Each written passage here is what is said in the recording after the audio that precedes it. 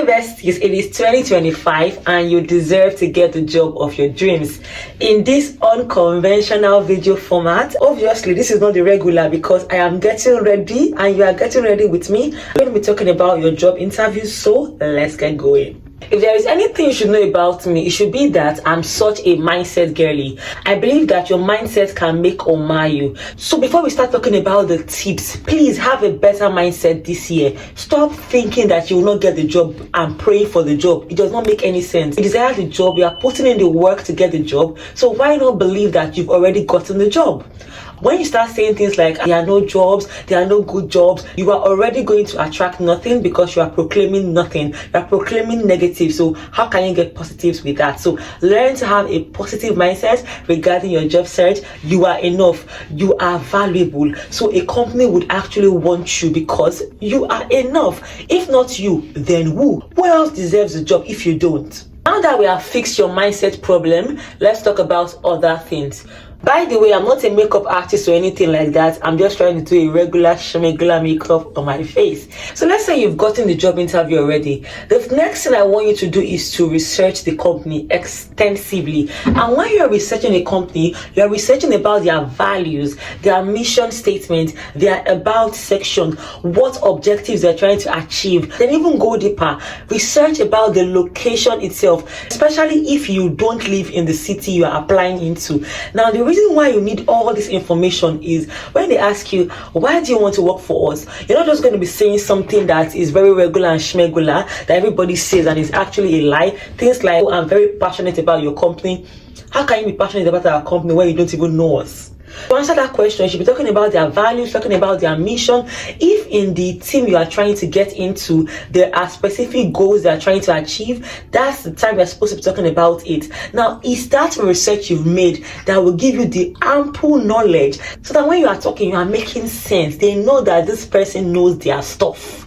You're not rambling. You are telling them that their values align with your values. You're talking about the location, saying it clearly that you love to work with that particular location. Now, if it's a location you are in, you can even talk about the demographics of the people you'll be working with. See, researching properly about the company would give you a lot of leverage above every other person. A lot of people are very lazy. They will not do that. And don't forget, that interview, you're not the only one interviewing. So why not give yourself an edge by being very knowledgeable? Some people would even go a step further to even connect with their employers on places like LinkedIn. Now, you can decide to do that or not, but the point is ensure you've made ample research on the company, the team, and demographics of people you're going to be working with. Now, the next advice is read the job description thoroughly. So you've been called for that job interview. Why not immerse yourself in that job description? Because a lot of times, except in rare occasions, there is nothing that should throw you off balance in that interview. If you've properly read the job description, that job description is like your marking scheme. They are telling you what they desire in the candidates.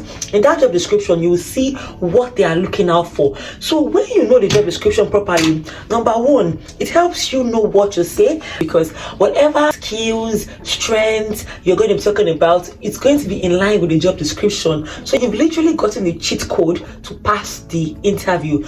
Also, knowing the job description will help you in cases of some questions that you may not have prepared for ordinarily. For instance, they may say in the job description that they need a person that has worked in a multidisciplinary team. Now, seeing that kind of thing in the job description should tell you that in your interview they may ask you a question like, tell me about how you've collaborated with other people, tell me about how you've worked well in a team. So seeing that job description, you are literally seeing your questions. A lot of the questions they would ask you would all be that job description. Of course, not all the questions, but a lot would be. So knowing your job description thoroughly would already give you an edge. It also makes you more relaxed and more prepared. And obviously, if you feel relaxed, then you would feel less anxious or nervous for your job interview. And when you are going for your job interview, there are some questions to already prepare for. The first question is usually, tell me about yourself. It's not in all industries that they ask that question, because I remember my first social work job interview. I was thinking they would ask me that question. They didn't even care about tell me about yourself. Just like asking the questions. By the way, if you want me to do social work content, let me know. Smiling because it's been a minute. But moving on, prepare yourself for the common interview question. And that tell me about yourself question is a good one if you prepared for it, if it comes out. Because one thing about job interviews, and I think everything about life, the way you start can impact how the end would look like. So just imagine if you start a job interview in a very strong manner, answering the questions very well. It would already make your interviewer see you in a positive light, such that even when you start making a mistake, if you do, they already have a high regard for you, so they can even help you. There are times when in a job interview you are not exactly answering the question rightly. Sometimes your interviewer can tell you, oh no, can you expatiate more on this, or they can even clarify. It happens a lot of times. But if you start the job interview in a very I don't really know, I don't prepare for the job interview, we don't even know anything, trust me, towards the middle, if something is going wrong, they know they will not employ you. So what's the point of wasting their time? So that's something to take note of. So start very strong as much as you can. The reason I'm mentioning about this is because, see, don't think your job interview should be perfect. It is a myth that the perfect candidate gets the job. That's not it. You can be a perfect candidate and still not get the job because there are other things that come in play. In the same vein, you can have a job interview and you may not even have answered perfectly to all the questions and you will still get the job, because it is not about perfection. They're checking to see if you are your right fit. They're checking to see your body language, your attitude, the way you communicate. Those things matter. It's not just about answering all the questions perfectly. And that's why it's important to start very strongly, because that gives you a very positive impression. You know how they say first impressions, they actually matter in a job interview. Now, after you've prepared for that tell me about yourself question, you should prepare to answer a behavioral interview question, because regardless of the industry you are in, that question will definitely come out. And if you don't know what I'm talking about, I've linked up a video where I talked about behavioral interview questions, because they would ask you, they'll tell you, tell me about the time when those are behavioral interview questions, and you need to use the STAR method to properly answer those questions. Now, in line with this, ensure that you have ready stories. Job interviews is not just for them to see your academic prowess, because they've already seen your CV. There's a reason why they called you for the job interview. So apart from what you've qualified with, you should have stories.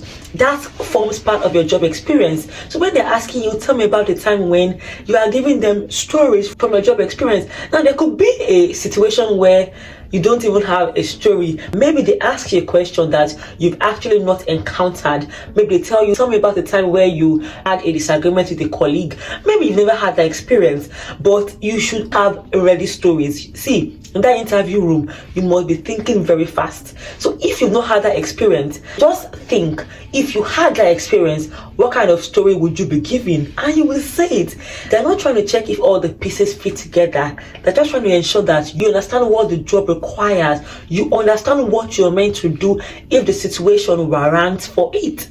You should also prepare for a question about your strengths and weaknesses. This is something that comes out in a lot of job interviews, where they ask you, what are your strengths, what are your weaknesses? So if you've not prepared for it, you go and ramble on. Your strengths should align with what they want in the job description, and that's why it's important to read the job description. So if in the job description they want a critical thinker, when they're asking you about your strengths, what strength will you talk about? Of course, you should talk about your critical thinking strength. But see, if you've not read the job description, you will say something very different. In the same vein, for your weaknesses, you should not say any weakness that they need in that job. If you are going for a role that is very customer facing, you cannot say you are a bad communicator. In fact, you can never even say you're a bad communicator in any respect. But you can say you are not good at public speaking if the job role does not involve public speaking. You can say you tend to take on a lot of responsibilities, and that can be quite difficult, especially when trying to maintain a healthy work-life balance. Look for nice weaknesses that still would make you seem as a good candidate. Of course, the wrong answer is I don't have any weakness, because they just know that you're a big liar. Don't try it. Don't even also try and say you're such a perfectionist. Don't even try it. Now, the final question they would ask you would always be, do you have any questions for us? And you should have at the very least 2 questions prepared for them. At the end of this video, I'm going to be linking up a video where I talked about 20 questions you can ask at the end of an interview. Of course, you're not asking the 20, but you're going to have a lot of examples, a lot for you to draw from. So that's something to take note of.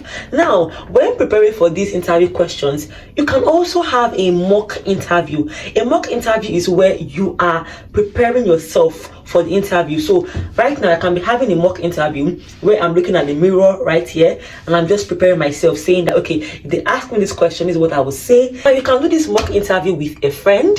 Ensure that it's a friend that will tell you the truth, so not a friend that will say, oh, you're good even when you are not good. Now if you are struggling with having any person to support you regarding mock interview, I have a one-on-one consultation that you can actually book for, and with that I'll be asking you questions and you would answer, and I will give you corrections where I feel you're falling short. If you want to book that service, you can click the link in the description box for all my services. Now back to the point, ensure you've done that mock interview. It gives you a lot of confidence. Another tip for you is that you should dress very smartly. Don't joke about your dressing. Do not even make that mistake of joking, because whether it's a virtual interview or a face-to-face interview, you are going to be judged. The way you dress is the way you be addressed. You will literally be judged.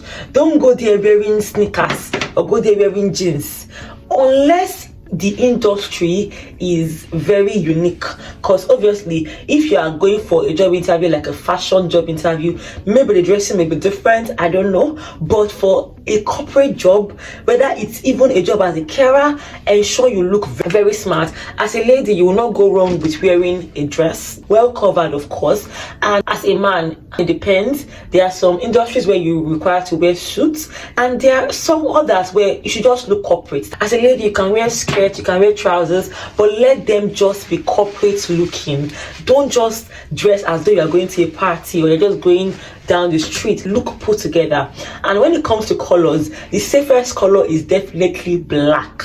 If you're not doing black, you should be doing navy blue or maybe the ash, the brown, the grays. Those are safe colors. You will not find me in an interview wearing red, even though red is my favorite color. Why? It's not appropriate for a job interview setting. Or you wearing orange. You can wear white, because white is a neutral. So stick towards neutral colors that are not very shouty, because that will just help you very seamlessly.